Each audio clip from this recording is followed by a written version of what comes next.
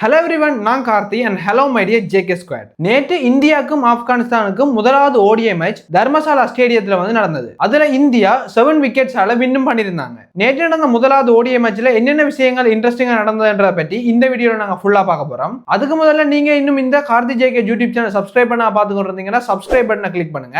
அப்பதான் நான் ஒவ்வொரு நாள் போடுற வீடியோஸ் வந்து யூடியூப் அல்கோரிதம் உங்கள்ட்ட கொண்டு சேர்க்கும். இப்படி தொடங்கின முதலாவது போட்டியே தடங்களா தான் இருந்தது. ஏன்னு கேட்டீங்கன்னா தொடர்ந்து மழை பெஞ்சிட்டு இருந்ததால 50 ஓவர் மேட்சை வந்து 25 ஓவர் ஆகிட்டாங்க. ஒரு வழியா மழையை நிக்க டொஸ்ஸ போட டொஸ்ல வந்து இந்தியா வின் பண்றாங்க. இந்தியா வின் பண்ணி போலிங் எடுக்கிறாங்க. இதனால ஃபர்ஸ்ட் பேட்டிங் வந்த ஆப்கானிஸ்தான் டீம் தொடக்கத்துல அதிரடியா விளையாடினாலும் ஒரு சைடால விக்கெட்ஸ் வந்து உடைஞ்சு கொண்டே இருந்தது. ஆனா மற்ற சைட்ல ஓபனிங் பேட்ஸ்மேனா வந்த ரஹமத்துல்லா குருபாஸ் 200 ஸ்ட்ரைக் ரேட்ல அதிரடியா விளையாடி 51 பால்ல 102 ரன்ஸ் வந்து அடிச்சிருந்தார். இவர் எப்படி நல்லா விளையாடினாலும் நிதிஷ்குமார் ரெட்டி போட்ட ஒரு அன்பிலீவபிளான ஜோக்கர்ல வந்து இவர் போல்ட் ஆகிறார். அதுக்கு பிறகு ஆப்கானிஸ்தான் டீம் கேப்டன் சாஹித் 27 ரன்ஸும் ஒமர் சாய் 26 ரன்ஸ் 13 பால்ல அடிச்சும் மொத்தமா ஆப்கானிஸ்தான் டீம் வந்து 24.5 ஓவர்ஸ்ல எல்லா விக்கெட்டையும் வந்து இழந்து 194 ரன்ஸ் வந்து அடிச்சிருந்தாங்க. என்னதான் ரஷித் கான் வந்து ஒரு பெஸ்டான பவுலரா இருந்தாலும் சில இன்டர்நேஷனல் மேட்ச்லயா இருக்கட்டும் அல்லது ஐபிஎல் மேட்ச்லயா இருக்கட்டும் தன்னுடைய அதிரடியான பேட்டிங்கை வந்து காட்டியிருந்தார். இப்படி ஆப்கானிஸ்தான் டீம் இந்தியாவுக்கு எதிராக ஸ்ட்ரகிள் பண்ணி கொண்டிருந்த இந்த டைம்ல ரஷித் கான் வந்து தன்னுடைய அதிரடியான பேட்டிங்கை வந்து காட்டுவார் என்று அவரோட ஃபேன்ஸால எல்லாரும் நம்பப்பட்டது.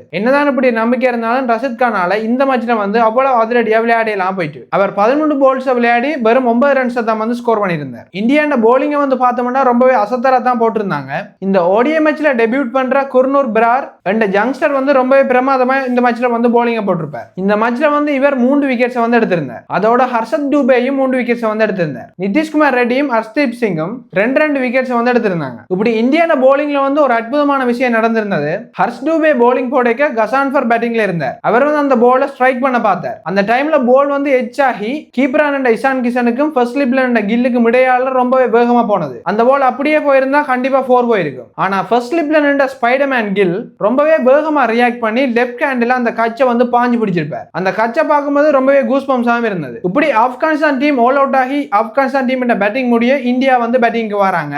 இந்தியாவுக்காக ஓபனிங் இறங்கினது ஹிட்மேன் ரோஹித்தும் ஸ்பைடர்மேன் கில்லும் தான். என்னதான் ஹிட்மேன் வந்து அதிரடியா விளையாடி 2 4 ஒரு 6 அடிச்சு கொண்டிருந்தாலும் அவர் 16 ரன்ஸ் அடிச்சிருக்க ஒரு சிங்கிள் ஓடைக்க கம்ப்ளீட்டா மிஸ் கம்யூனிகேஷன் ஆகி ரன் அவுட் ஆகியிருந்தார் ஹிட்மேன் ரோஹித் சர்மா. என்னதான் ஒரு சைட்ல வந்து விக்கெட்ஸ் விழுந்தாலும் மற்ற சைட்ல ஸ்பைடர்மேன் கில் வந்து சும்மா இல்லைங்க. அவர் வந்து கிளாசிக்கான ஷாட்ஸ் அடிச்சு ரன்ஸை வந்து ஏத்தி கொண்டே இருந்தார். இதனால இந்தியாவோட ஸ்கோர் வந்து எங்கேயுமே வந்து ஸ்ட்ரக் ஆகல. ரோஹித் சர்மா அவுட் ஆன பிறகு வந்த இஷான் கிஷன் நல்ல ஸ்ட்ரைக் ரேட்டோட அதிரடியா விளையாடி 22 பால்ல 34 ரன்ஸ் அடிச்சிருந்த அந்த டைம்ல பயங்கரமான ஸ்பின் பவுலரான ரஷித் கான் ஓவர்ல இறங்கி வந்து அடிக்க ட்ரை பண்ணிருப்பார் இஷான் கிஷன். அந்த பால் வந்து கம்ப்ளீட்டா மிஸ் ஆகி இஷான் கிஷன் போல்ட் ஆயிருப்பார். இப்படி ஒரு சைட் மட்டும் விக்கெட்ஸ் போய் கொண்டிருந்த அந்த டைம்ல Indian team amazing Spiderman Gill அவருடைய சரவடியான பேட்டிங்ல வந்து பவுண்டரிஸை பறக்க விட்டு கொண்டிருந்தார். அதுக்கு பிறகு பேட்டிங் வந்த ஸ்ரேயஸ் ஐயரும் 12 ரன்ல அவுட் ஆக கடைசியா தான் வந்தார் விநாயகன்ற மாதிரி கடைசியா தான் வந்தார் கிளாசிக் ராகுல். ஏன் எல்லாரும் KL ராகுல கிளாசிக் ராகுல் சொல்றாங்களான்னு இந்த மேட்ச்லயும் வந்து ப்ரூவ் பண்ணிருப்பார். ஆப்கானிஸ்தான் போலர்ஸுக்கு எதிராக சிம்பிளா ஆஃப் சைட்ல 6 அடிக்கிறது கவர் டிரைவ்ல 4 அடிக்கிறேன்னு சொல்லி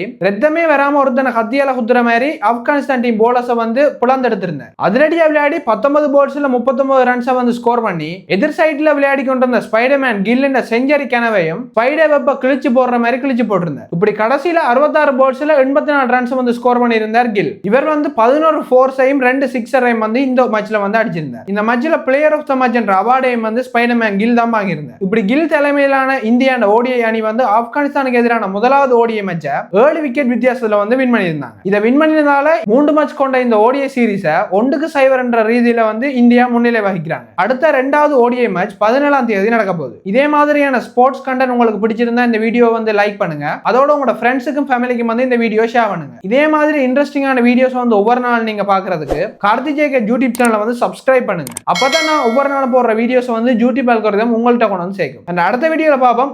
பாய்.